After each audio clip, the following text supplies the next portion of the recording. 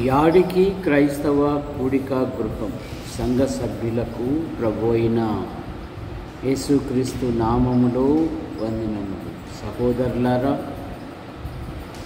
సంఘ కార్యక్రమాలలో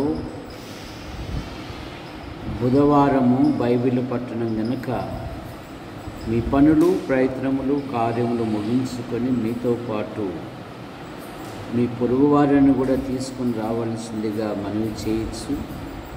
ఈ కూడికను ప్రార్థనచే ప్రారంభం చేసుకుంటాం. ప్రేమించిన మా తండ్రి, మీ నామాన్ని బట్టి మీకు స్తోత్రములు చెల్లిస్తున్నాం. రాకడ దినాలు, అంత్య దినాలు, అపాయకరమైన దినాలలో ఈ 6వ నెల చివరి దినాలలోకి నడిపించారు. మీకు స్తోత్రములు. మరో నూతన మాసం ఎదుట ఉన్నది. నూతన స్థలాలు, ప్రదేశాలు, ప్రాంతాలలో మీ కుమారుని ప్రకటించినట్లుగా మీ కృపను దయచేయండి. మరి డిఎస్సి పరీక్షల కొరకు సిద్ధపడుతున్న బిడ్డలను దీవించండి.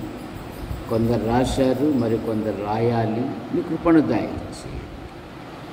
అలాగే నీట్ ఎగ్జామ్ రాసిన బిడ్డలు బట్టి కూడా మీకు స్తోత్రములు. ఇచ్చిన ఫలితాలను బట్టి మిమ్మల్ని స్తుతిస్తున్నాం. సంఘ కార్యక్రమాలలో బుధవారము బైబిల్ పట్టణం కనుక జరుగుతున్న ఈ కూడికను మీరు దీవించండి. పాటల ద్వారా, వాక్యము ద్వారా, యంత్ర శబ్దం ద్వారా ఎందరైతే వింటున్నారో ఆకర్షించండి. మా ప్రియులు కట్టుపల్లి యోహానంకులు, పెద్ద అల్లుడు శ్రీరామ్మూర్తి గారు బలహీనతలతో ఉన్నారు. కనికరించండి. మీరు ముట్టి స్వస్థపరచండి. కుమార్తెలు, కుమారునికి ధైర్యాన్ని దయచి యేసు ప్రభు నామములో ప్రార్థిస్తూ ప్రారంభం చేయుచున్నాం తండ్రి. ఆమేన్.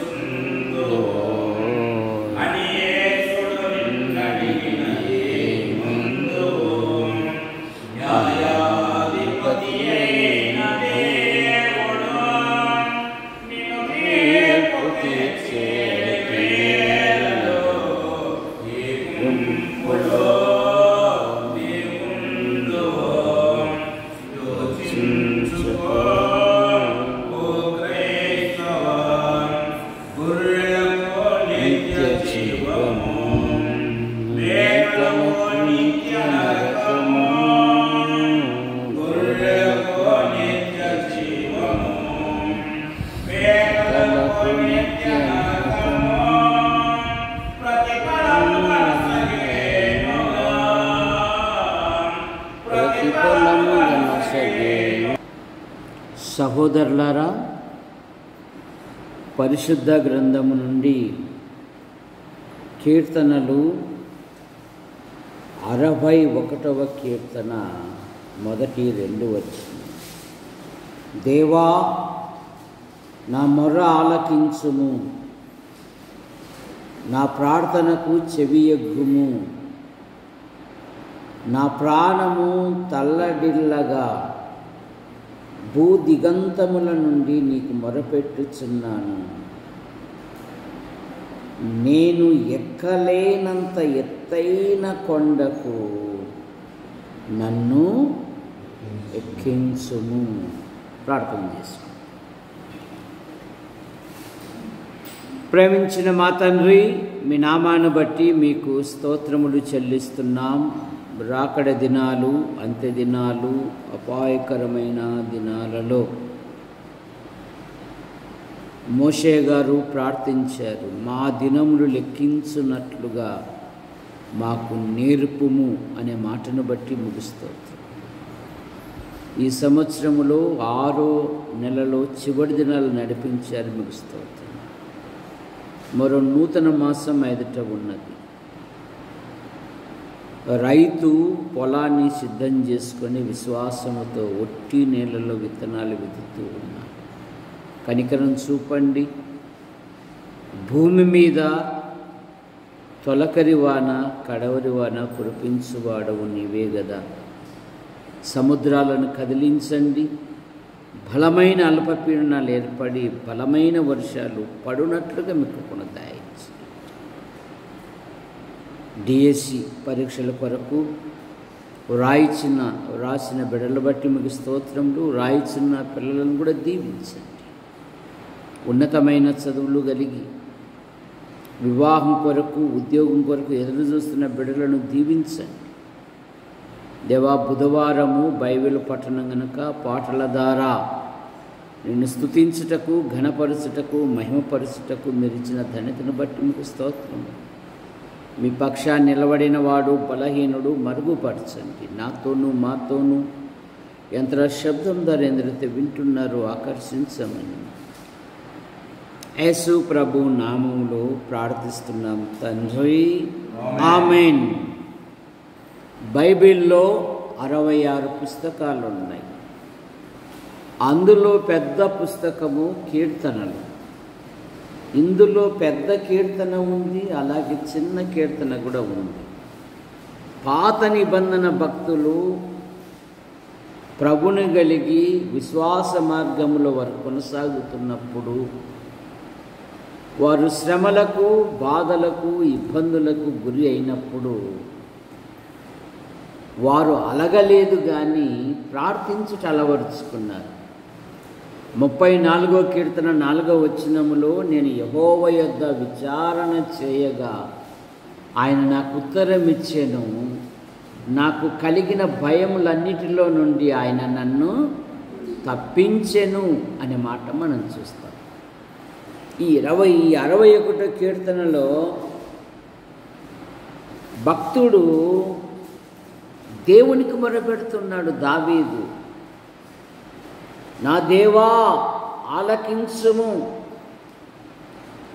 నా ప్రార్థన చెవియెక్కుము, నా ప్రాణము తల్లడిల్లగా భూ దిగంతముల నుండి నీకు మొరపెట్టుచున్నాను.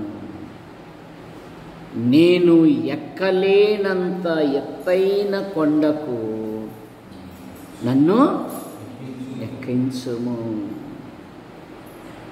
విశ్వాసీ జీవితములో ప్రభు పట్ల ఉన్నతమైన ఆలోచనలు కలిగి ఉండాలి. యెహోవా కొరకు ఎదురు చూచువారు పక్షిరాజు వలె పైకి నీ ఆధ్యాత్మిక జీవితములో దినదినము ఉన్నతమైన స్థాయికి చేర. నేను ఎక్కుతాను అనలేదు. ఒకడు నేను ఎక్కుతాను అన్నాడు, ఏమయ్యాడు? నష్టపోయాడు. ఎవరు? సాతానుడు. యెషయా గ్రంథం 14వ అధ్యాయములో చదవాల్సిన పని లేదులే. మహోన్నతునితో నన్ను నేను సమానునిగా చేసుకుందును, సభాపర్వతం మీదికి నేను ఎక్కేదను. అది సాతాను అనుచరుల ఆలోచన. కానీ భక్తుల యొక్క ఆలోచన ఏంటంటే నన్ను ఎక్కించుము, నన్ను వృద్ధిపరచుము, నన్ను బ్రతికించుము. చూసారా?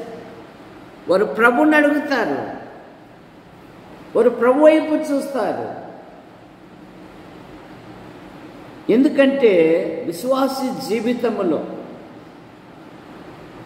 కొలస్సీ పత్రికలో మనకు ఏమని రాయబడిందంటే, మీరు క్రీస్తునందు లేపబడిన వారైతే పైనున్న వాటి మీద మనసు పెట్టు, భూ సంబంధమైన వాటి మీద కాదు. ఇశ్రాయేలుల యొక్క ఆధ్యాత్మిక జీవితం ఎలాగుందంటే, వారు ఆకాశం మట్టుకు ఎక్కుచూ ఉన్నారు, మర పాతాళమునకు దిగుతూనే ఉన్నారు. 107వ కీర్తన 36వ వచనం, 107వ కీర్తన 36వ వచనం. 107వ కీర్తన 36.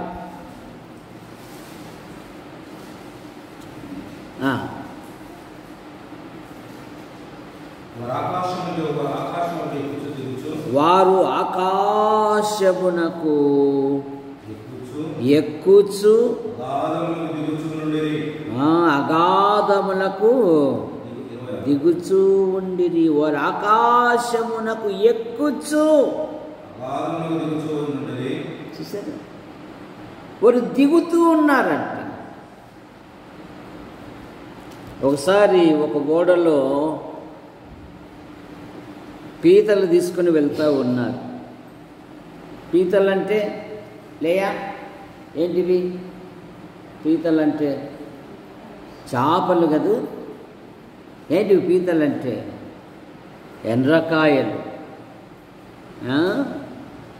ఇవి పలాని దేశపు పీతలు అని అవి డబ్బాలో పెట్టి ఆ దేశపు పేర్లు రాసి పెట్టేశారు. ఇండియా దేశపు పీతలు అని రాసి దాన్ని మూత పెట్టలేదు. ఇక్కడ ఉంటున్న ఏం పేరమ్మా మా మనవని పేరు? Samuel Paul. ఆ ఓడలో ఆ పీతలను పరీక్ష చేస్తూ ఉన్నాడు. ఇది ఇండియా దేశపు పీతలు, ఇవి ఆఫ్రికా పీతలు, ఇది అమెరికా పీతలు. అయినా అన్ని దాంట్లకు మూతలు పెట్టారు. కానీ ఈ శామ్యూయల్ పాల్కు ఒక ఆలోచన వచ్చింది, ఈ ఇండియా దేశపు పీతలకు మూత ఎందుకు పెట్టలేదు అని. అక్కడున్న గైడుని అడిగాడు, హలో సార్, వీటికి అన్నిటికీ మూతలు ఉన్నాయి కానీ ఇండియా దేశపు దానికి ఎందుకు మూత పెట్టలేదు అంటే గైడ్ అన్నాడు, వాటికి మూత అక్కర్లేదండి. ఒకటి సీసాలో నుండి బయటికి రావడానికి ప్రయత్నం చేస్తూ ఉంటే మరొకటి ఏమైనాలే అని లాగేస్తాయంట. చాలామంది ఇలాగే ఉంటున్నారు ఆధ్యాత్మికంగా.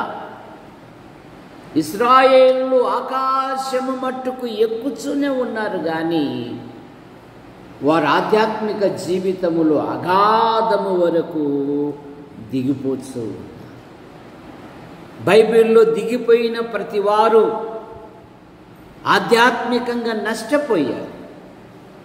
ఆదికాండం 12వ అధ్యాయము 10వ వచనములో అబ్రహాము యొక్క యాత్రా జీవితములో ఆ దేశమునకు గొప్ప కరువు రాగా, ఇంగ్లీష్ బైబిల్ ఏముందంటే అబ్రహాము ఐగుప్తునకు కమ్ డౌన్ అన్నాడు, దిగి వెళ్ళేను.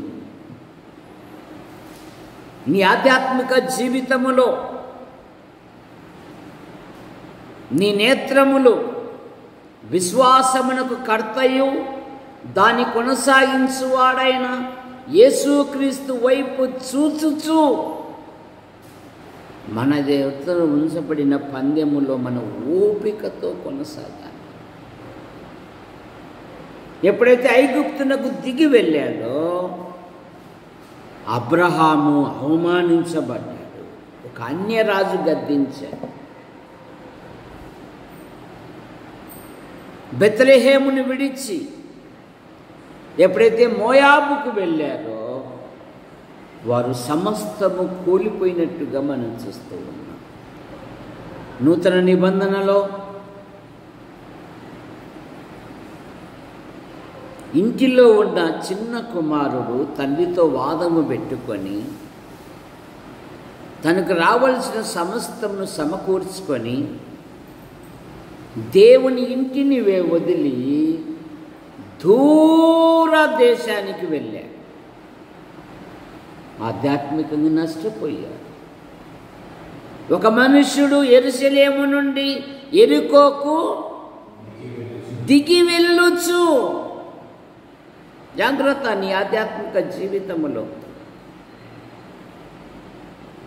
ప్రభు కొరకు స్థిరంగా ఉండాలి. ఎన్ని శ్రమలు వచ్చినా, ఎన్ని బాధలు వచ్చినా, ఎన్ని ఇరుకులు వచ్చినా, ఎన్ని ఇబ్బందులు వచ్చినా ఆయన కొరకు ధైర్యంతో నిలబడాలి. ఇదిగో ఈ భక్తుడు కోరుకుంటున్నాడు, భూమి మీద నాకు ఎన్నో సమస్యలు ఉన్నాయి, ఎన్నో అభ్యంతరాలు ఉన్నాయి, ఎన్నో శోధనలు ఉన్నాయి. వీటినన్నిటిని తప్పించుకొని ఉండాలంటే ఎత్తైన కొండకు నన్ను ఎక్కించు.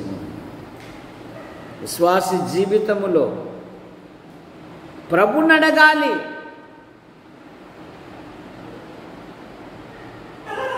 మత్తయి సువార్త 17వ అధ్యాయము 1వ వచనములో ఆయన 17వ అధ్యాయం 1వ వచనం మత్తయి సువార్త.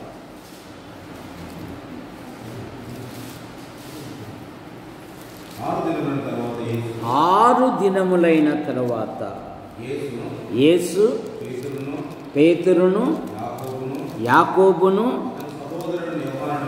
అతని సహోదరుడైన యోహాను వెంట పెట్టుకొని ఎత్తైన కొండ మీదికి ఏకాంతముగా వారిని వెంట పెట్టుకొని ఎక్కడికి? ఎత్తైన పర్వతం. వారిని మాత్రమే ఆ చనిపోయిన ఆ చిన్నదాని దగ్గరికి మరి ఎవరిని రానియక అనే మాట మనం చూస్తాం. మార్కు సువార్త 5వ అధ్యాయము 36వ వచనములో వీరి ముగ్గురిని తీసుకుని వెళ్తూ ఉన్నాడు. యేసు వారు చెప్పిన మాటను లక్ష్య పెట్టక భయపడకుమో, నమ్మిక మాత్రం ఉంచుమని సమాజ మందిరపు అధికారితో చెప్పి పేతురును యాకోబును యాకోబు సహోదరుడైన యోహానును తప్ప మరి ఎవరినైనాను తన వెంబడి ఏమంట రానీయక. ఆయన వారిని వెంట పెట్టుకొని ఒక ఎత్తైన పర్వతమునకు తీసుకొని వెళ్తూ విశ్వాస జీవితములో భూ సంబంధమైన వాటి మీద మనసు పెట్టకు. నువ్వు క్రీస్తునందు లేపబడిన వాడవైతే, లేపబడిన దానివైతే నీ ఆలోచనలు, నీ తలంపులు పర సంబంధమైన వాటి మీద ధ్యాస పెట్టాలి, లోక సంబంధమైన వాటి మీద కాదు. ఆయన వారిని ఎత్తైన కొండకు తీసుకుని వెళ్ళాడు వెంట పెట్టుకొని. ఏ పర్వతం అది? ఆ పర్వతానికి ఏం పేరు?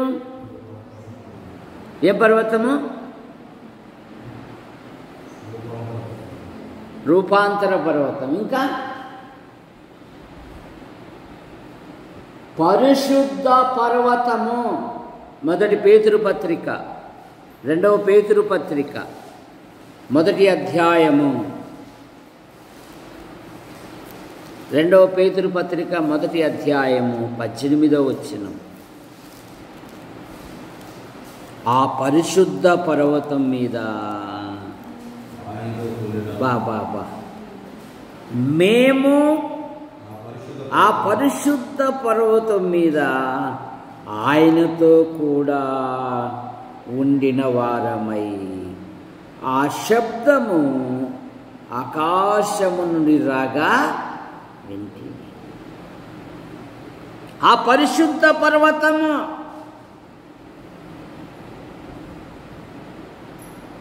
రూపాంతర పర్వతము.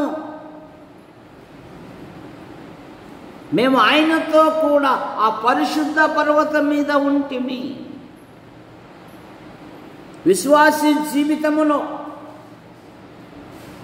ప్రభువైన యేసుక్రీస్తు వారు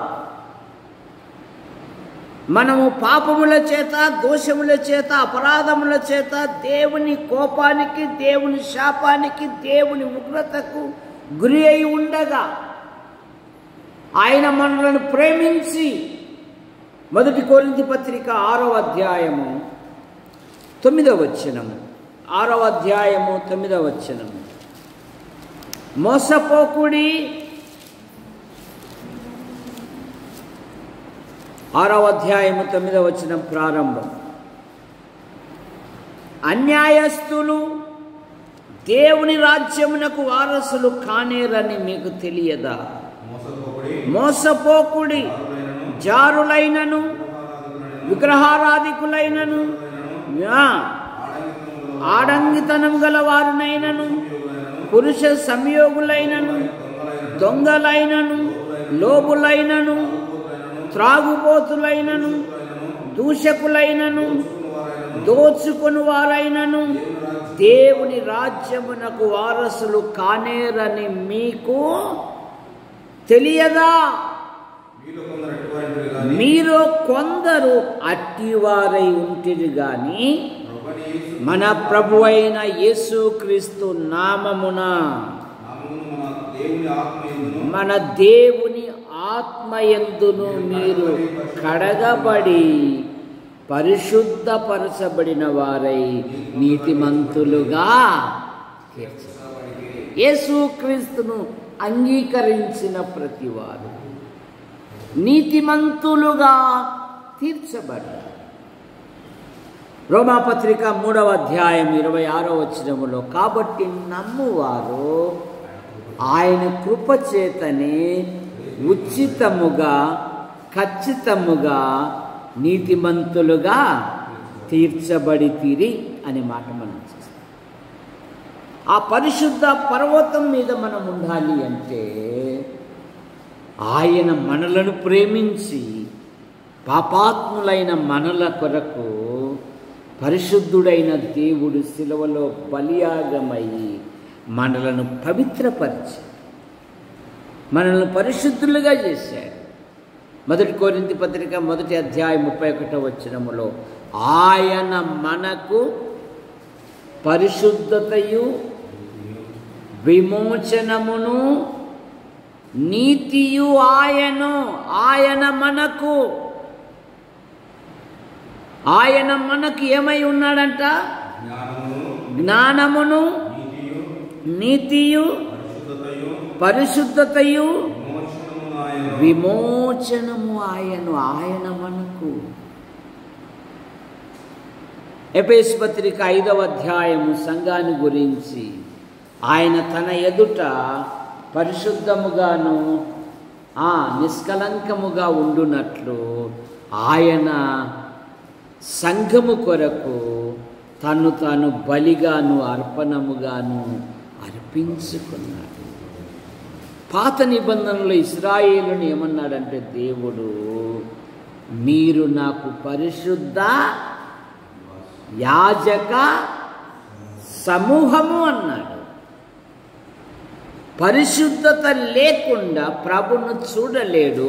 పరిశుద్ధతయే ఎన్నటెన్నటికీ నీకు అనుకూలము అనే మాట మనం చూస్తాం. కనుక విశ్వాస జీవితములో ఆ ఎత్తైన పర్వతంలో నీవు నేను ఉండాలంటే ఎబ్రీ పత్రిక 12వ అధ్యాయము 14వ వచనములో అందరితో సమాధానము కలిగి ఉండుడి, పరిశుద్ధత లేకుండా ప్రభును ఎవడు చూడలేడు. శక్యమైతే మీ చేతనైనంత మట్టుకు ప్రతి వారితో ఎలా ఉండాలంట? సమాధానముగా ఉండాలి, పరిశుద్ధత కలిగి ఉండాలి. పరిశుద్ధులు అవుటకే దేవుడు నిన్ను నన్ను పిలిచాడు. అందుకని ప్రతివాడు తన ఘట్టమును ఎట్లో కాపాడుకొనవలెను అనే మాట మనం చూస్తాం. మేము ఆయనతో కూడా ఆ పరిశుద్ధ పర్వతం మీద మేమున్నాం. విశ్వాస ఆధ్యాత్మిక జీవితంలో పరిశుద్ధత కలిగి ఉండాలి. 1 పేతురు పత్రిక 1వ అధ్యాయములో, నేను పరిశుద్ధుడను గనుక మీరును మీ సమస్త ప్రవర్తన యందు పరిశుద్ధులై ఉండుడి. పరిశుద్ధత కాపాడుకుంటే చాలు. పరిశుద్ధునిగా పరిశుద్ధురాలుగా ఉంటే చాలు. ఆయన నిన్ను ఎత్తైన పర్వతం మీద ఎక్కించే దేవుడండి. ప్రతివాడు తన తన ఘట్టమును ఎట్లు కాపాడుకొనవలెను అని బైబిల్ సెలవిస్తాం. అందుకు యోసేపు అదే కదా, ఆదికాండం 39వ అధ్యాయము 10వ వచనములో ఆమె ప్రతిదినము అతన్ని శోధిస్తూ ఉంది, నానా మాటల చేత ఎలాగైనా ఆకర్షిస్తూ ఉంది. అదేమని రాయబడిందంటే, అతడు ఆమె మాట విన్నవాడు కాడు అనే మాట మనం చూస్తాం. ఆ ప్రదేశము నుండి నేను ప్రభు కొరకు సాక్షిగా నిలబడాలని తన వస్త్రమును విడిచి పారిపోయాడు. పారిపోయిన యోసేపు ఇప్పుడు తన సోదరులతో ఏమంటున్నాడంటే, ఇదిగో మీరందరూ మా డాడీతో ఏం చెప్తారో తెలుసా, మీ కుమారుని ఐగుప్తు దేశం మీద నియమించి ఉన్నాడు. ఆదికాండం 49వ అధ్యాయం 45వ అధ్యాయము 9వ వచనం. 45:9 మీరు త్వరగా నా తండ్రి యొద్దకు వెళ్ళి అతనితో నీ కుమారుడైన యోసేపు దేవుడు నన్ను ఐగుప్తు దేశమంతటికి ప్రభుగా నియమించి ఉన్నాడని. బాబా నీ కుమారుడైన యోసేపును నేనయ్యాను నాయకుని.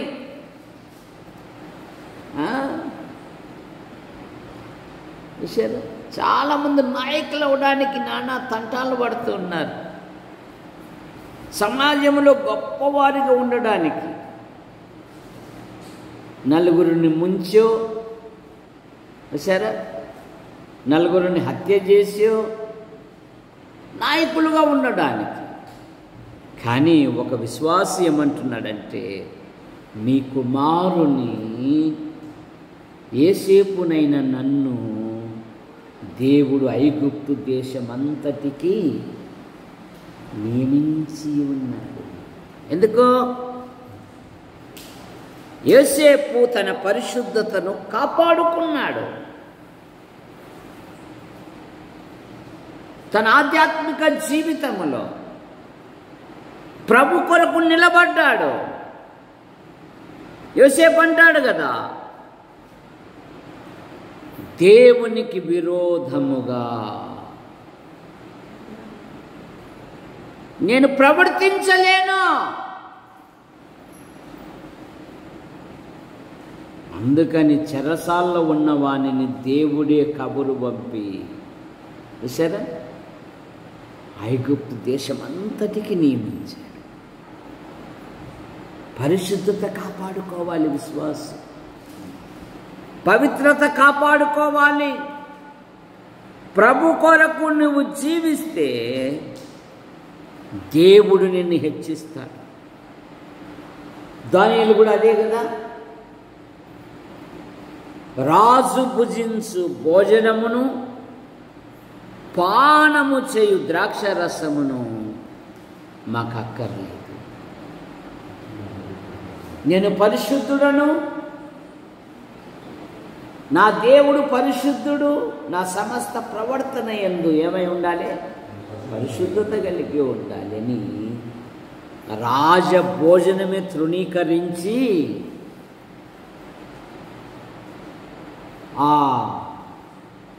వారి పైగా ఉన్న అధికారికి ఒక సవాలు విసురుతూ ఉన్నాడు.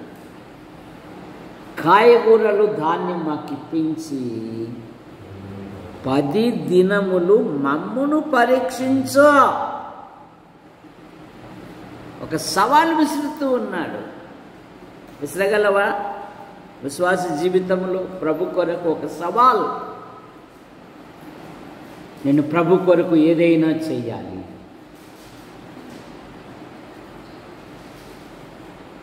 పరలోకములో నాకంటూ ఒక స్థానం, పరిశుద్ధులందరి ఎదుట ప్రశంసించబడుట. ఊరికొస్తాయి పొగడతలు, ఊరికి ఎప్పుడూ రావు. లోకంలో ఉన్నవాడు వ్యాపారస్తుడు అంటున్నాడు, డబ్బు ఊరికనే రాదు అంటున్నాడు, వాడు కోట్లు కోట్లు సంపాదించుకుంటున్నాడు. చూసారా? మరి పరలోకంలో నీకు ఊరికి ఎలాగ వస్తాయండి ప్రశంసలు? కష్టపడకుండా, శ్రమ పడకుండా, ఏమీ చేయకుండా. అందుకే బైబిల్లో భక్తులను గుర్తుగా పెట్టారు. నోవాహు కాలంలో నోవాహును గుర్తు పెట్టారు. ఆయన ప్లాన్ ఇచ్చాడు, వెళ్ళిపోయాడు. మరి ఖర్చెవుడు ఓడ యొక్క హద్దులు చెప్పాడు, ఈ విధంగా చేయి అన్నాడు. మళ్ళీ ఎప్పుడు వచ్చినాడమ్మ గంధం నిర్మల దేవుడు? ఎప్పుడు వచ్చినాడు చెప్పు నోవాహు దగ్గరికి? చదువుతున్నావు బైబిల్ నువ్వు? అప్పుడప్పుడు చదువుతున్నావా? మరి ఎప్పుడు వచ్చాడు చెప్పు? ఓడ పూర్తయిన తర్వాత ఎందుకు వచ్చాడు? తాళం వేసుకుని బయ్యకు వచ్చాడు. తాళం కూడా ఇలే కదే నోవాహు తాళం మీద బలి తీసినావంట కదా అంటే తాళం వేసుకున్నాడు, వేసుకున్నాడు. ఎందుకంటే నువ్వు మానవునివి, ప్రేమ కలిగిన వానివి, వీళ్ళు నా మాట లేదు, మళ్ళీ లోపలికి వస్తారని చెప్పేసి వెళ్ళిపోయాడు. మళ్ళీ ఎప్పుడు వచ్చాడు నువ్వు చెప్పొచ్చు పెడతా. నోవాహు దగ్గరికి ఎప్పుడు వచ్చాడు? నీళ్ళు ఆరిపోయిన తర్వాత వచ్చాడు. రండి వెలుపలికి రండి అని ఆశీర్వదించాడు. ఏమని చదువుతాము? నీతిని ప్రకటించిన నోవాహును మరి 7గురిని ఆయన కాపాడాడు. మరి ఇది నీ త్యాగం ఏది ప్రభు కొరకు? నీ సమర్పణ ఏది ప్రభు కొరకు? పరలోకంలో కూర్చుకోమన్నాడు, భూమి మీద కాదు కూర్చుకోవాల్సిండేది, కట్టలు కట్టలు. కృపమ్మ వాళ్ళు పెద్ద రైతులు, వాళ్ళు రాత్రి 10 గంటలప్పుడు లెక్క పెడతారు. లెక్క తెల్లారుజామున 5 గంటలు పాటలు పెట్టేటప్పుడు మూసేసి అవన్నీ పాత సంచుల్లో పెట్టి పనికి పోతారు. చూసారా? ఎవరన్నా చూస్తే పాత సంచులే అనుకుంటారు, కానీ అందులో కట్టలు కట్టలు ఉన్నాయని ఎవరికి తెలియదు. చూసారా? కనుక పరలోకంలో కూర్చుకోవాలి. ఎక్కడ కూర్చుకోవాలి? పరలోకంలో కూర్చుకోవాలంటే ఎప్పుడు చెప్తూ ఉంటా కదా, నీ జేబులో కాసులు ఉండంగానే, నీ ఒంటిలో ఆరోగ్యం ఉండంగానే, నీ ఇంటిలో గుప్పెడు బియ్యం ఉండంగానే. కట్టలు కట్టలు ఉన్నప్పుడు రావు, లోబికి మనసు రాదంట. అందుకే బైబిల్లో పాత నిబంధనలోను నూతన నిబంధనలోను ధనవంతుల కంటే పేదలే ప్రభు కొరకు గొప్ప కార్యాలు చేశారు. పైనున్న వాటిని యోసేపు అసహించుకున్నాడు, దానియేలు అసహించుకున్నాడు. 10 ఇంతలు శ్రేష్ఠులుగా కనపడినారు. బబులోనులో దానియేలును దేవుడు హెచ్చించాడు. కారణమేమి? తన్ను అపవిత్రపరుచుకొనకూడదని దానియేలు ఉద్దేశించి అనే మాట మనం చూస్తాం. దానియేలు గ్రంథం 1వ అధ్యాయము 8వ వచనములో చదవాల్సిన పని లేదు. ఇక 3వ మాట యెహోషువ. యెహోషువ మోసే చేతులకు నీళ్లు పోయేవాడు అంటే. పరిశుద్ధాత్ముడు మొదటి నుండి యెహోషువను గురించి ఏమని రాశాడు? యెహోషువను?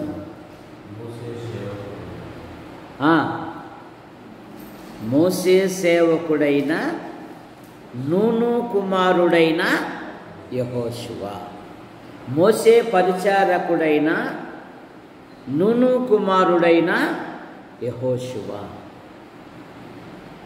ఆ లక్షల మందిలో కాలేబు యెహోషువ ఉన్నారు. మోసే పాలెంకి వస్తున్నాడు, సమస్యలు పరిష్కరిస్తున్నాడు, కానీ అందులోకి జోక్యం చేసుకోలే యెహోషువ. యెహోషువ గురించి ఏమని రాయబడిందంటే అతడు గుడారంలో ఉండి ఎదుగుతూ ఉన్నాడు కానీ వెలుపలికి రాలేదు అనే మాట మనం చూస్తాం. ఇప్పుడు మోషే ప్రభు దగ్గరికి వెళ్ళిపోయినాక మోషే తన్నాడు, యెహోషువ తన్నాడు, నేను మోషేకు తోడై ఉండునట్లు నీకును. ఇప్పుడు 3వ అధ్యాయం 7వ వచనములో నిన్ను గొప్ప చేయ మొదలు చూశారు. ఎందుకు? ఆ లక్షలాది మంది జనము వారి యొక్క బలపరాక్రమాలు చూపించారు దేవుని ఎదుట. ప్రతిదానికి సనిగే. ఎన్ని మార్లు శోధించారు? 10 మారులు శోధించారు. కానీ యెహోషువ కాలేబు గురించి ఏమని రాయబడిందంటే వారు నిండు మనసుతో నన్ను, మంచి మనసుతో నన్ను, ఇవి కావాలా మనకు? సంఖ్య ఉంది కదా, బలం ఉంది కదా, ఏమైనా చేయగలం అనుకున్నారు. కోరాహు, అబీబు, దాతాను చేశారా? పాతాళంలోకి దిగిపోయారు. 7 వింతల్లో ఒక వింత అన్నట్లుగా భూమి నెరవిడిచి వారిని మృంగివేసెను. ఎందుకంటే మోషే అంటే లెక్కలేదు వాళ్లకు. దేవుని చేత ఏర్పరచబడిన దైవజనుడైన మోషేను గురించి ఏంది మీదంతా ఎక్కువైపోతుంది, ఈ సమాజ మందిరం అందరిది సమానం, దేవుని సమాజం మీద మిమ్మల్ని మీరు ఎవడు ఎక్కించుకుంటారు అని పోగుబడి సేవా జీవితములో యేసు ప్రభు వారు ఎప్పుడో చెప్పాడు, మిమ్మల్ని తోడేళ్ల మధ్యకు, ఎలాంటి తోడేళ్ళు ఇవి? అడవి తోడేళ్ళు కాదు, మనుష్య రూపములో తోడేళ్ళు, స్వభావం కలిగిన మనుషులు చీల్చేస్తారు.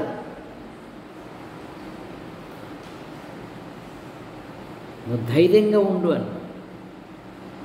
ఎప్పుడైతే యెహోషువ నిండు మనసుతో ప్రభును వెంబడించాడో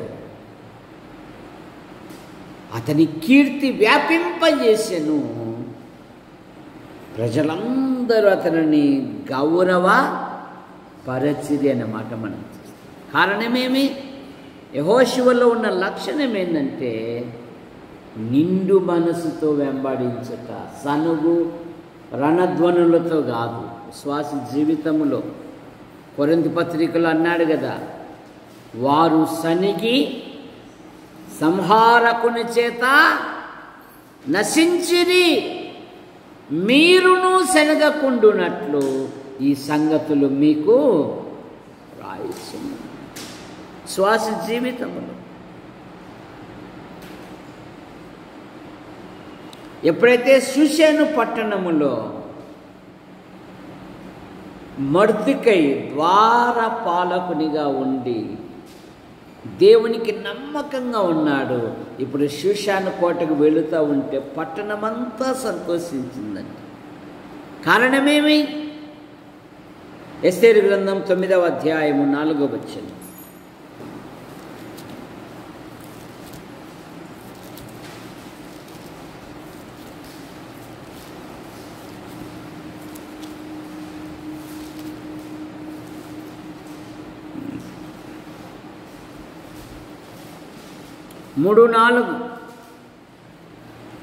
మొర్దెకై గూర్చిన భయము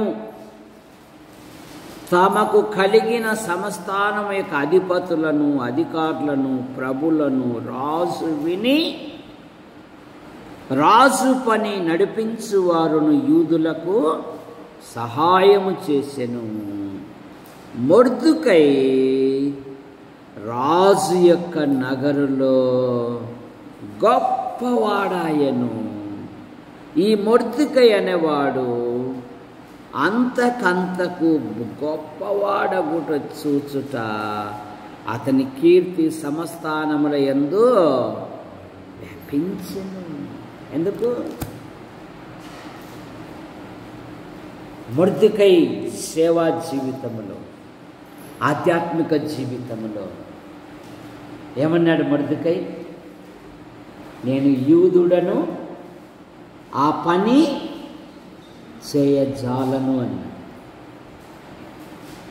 తను తాను ప్రత్యేకత కలిగి ఉన్నాడు. నా శిరస్సు దేవునికి తప్ప మరో ఎట్టి అధికారం ఉన్న మనుషునికైతే నేను తల వంచను అని. నేను యూదుడను, ఆ పని చేయ. తోటి వారు తొందర పెడుతున్నారు. ఏరా మేమంతా నమస్కారం అంటుంటే నువ్వేమిరా ఏమవుతుందో అని తోటివారు ఆలోచన చేస్తున్నారు. దేవుని కొరకు ఎప్పుడైతే నమ్మకంగా ఉన్నాడో, తన ప్రజల కొరకు ఎప్పుడైతే ఉపవాసం ఉన్నాడో, సజీవుడైన దేవుడు మొర్దెకైని షూషేను పట్టణమంతా ఊరేగించడమే కాకుండా షూషన్ నగరంలో ఎప్పుడైతే గొప్పవాడయ్యాడో అనేకులు యూదుల మతము, యూదుల మార్గము అవలంబించేది అనే మాట మనం చూస్తాం. కారణమేమి? ఒక నిష్ట కలిగి ఉన్నాడు మొర్దెకై. నీ ఆధ్యాత్మిక జీవితంలో కూడా నేను క్రైస్తవుని, క్రైస్తవురాలు. నన్ను ఒక ఆయన కొన్నాడు. నా ఇష్టానుసారంగా మాట్లాడేకి, నా ఇష్టానుసారంగా ప్రవర్తించేకి, నా ఇష్టానుసారంగా ఎక్కడంటే అక్కడ కూర్చుండేకి నాకు అర్హత లేదు.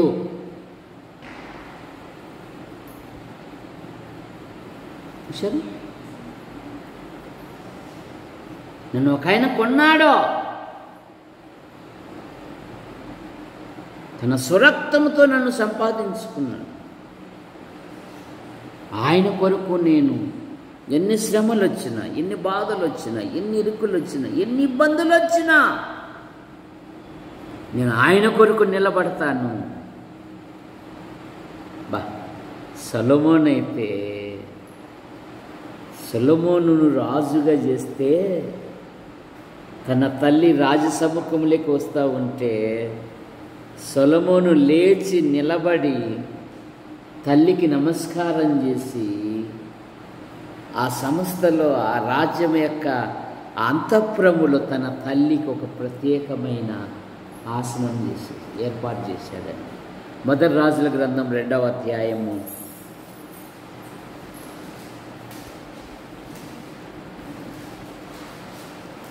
2వ అధ్యాయము 19వ వచనం.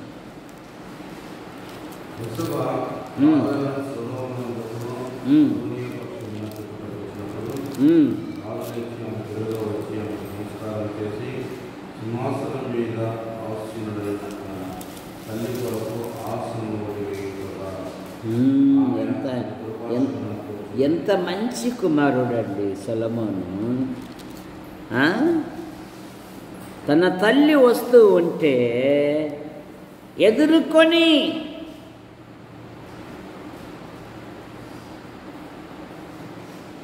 ఆమెకు నమస్కారం చేసి సింహాసనసీనుడైన తన తల్లి కొరకు ఆసనం ఒకటి వేయింపగా, అమ్మా అమ్మా నన్ను రాజు కావాలని కోరుకున్నావు కదమ్మా, మా నాన్న దగ్గర అడిగావు కదమ్మా, ఏమండి నాకు మాట ఇచ్చావు కదా సొలొమోను రాజుగా చేస్తానని, మరి అదోనీయాజుడు ఏమేమో చేస్తున్నాడు. లేదమ్మా, నేను మాట అంటే మాట. అమ్మా ఈరోజు నేను ఉన్నానంటే నువ్వేనమ్మా. ఆ రాజభవనములో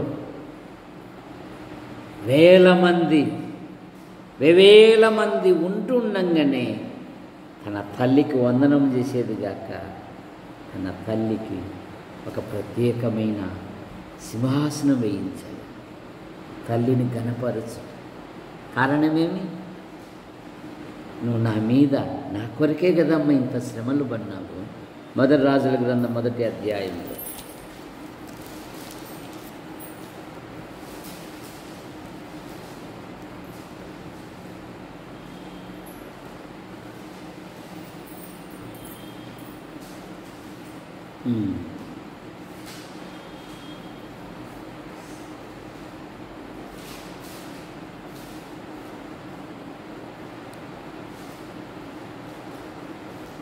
పదమూడవ వచ్చింది.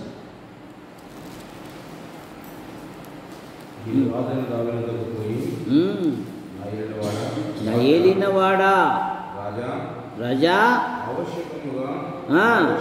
నీ కుమారుడైన సొలొమోను వెనుక ఏలువాడై నా సింహాసనం మీద ఆసీనుడని నీ సేవకులను నాకు ప్రమాణపూర్వకంగా సేవించుకునే రాజుని ఏమిచ్చినట్టు ఏమని అడగవలను. తల్లి చూడండి, నువ్వు సజీవునిగా ఉన్నప్పుడే నాకు మాట ఇచ్చావుగా. ఎంతమంది ఉన్నా అమ్మా బసేబే సొలొమోనును నేను రాజుగా చేస్తాను. ఒక తల్లి తన కుమారుడి మీద ఎంత ప్రేమ. ఇక నూతన నిబంధనలో మరో తల్లి ప్రభు దగ్గరికి వచ్చి, ప్రభువా నీది మరొక రాజ్యం వస్తుంది కదా, ఆ మరొక రాజ్యంలో నా ఇద్దరి కుమారులు నీ ఎడమ ప్రక్క నీ కుడి ప్రక్క ఉండాలి. అబ్బా తల్లి చూడండి, మనమంతా అది వదిలేసి అదిగా పోతున్నాడు, ఆయన్ని పోతాను. ఏం సంసారాలు ఈ సంసారాలు అవసరమా మనకు? ఫస్ట్ నీ కంటిలో ఉన్న, ఏం చెప్పాడు యేసుప్రభు, నీ కంటిలో ఉన్న దూలమా నలుసా? దూలం తీసేసుకొని మనకంతా ఉన్నాయి గనక అయినా సరే మీకోసము మీ పిల్లల కోసము ఇది అది మానేసాను. పొరుగింటి కూర రుచి అంటే సరే అదేమో కానీ మా ఆవిడ ఎప్పుడు చేసినా కూడా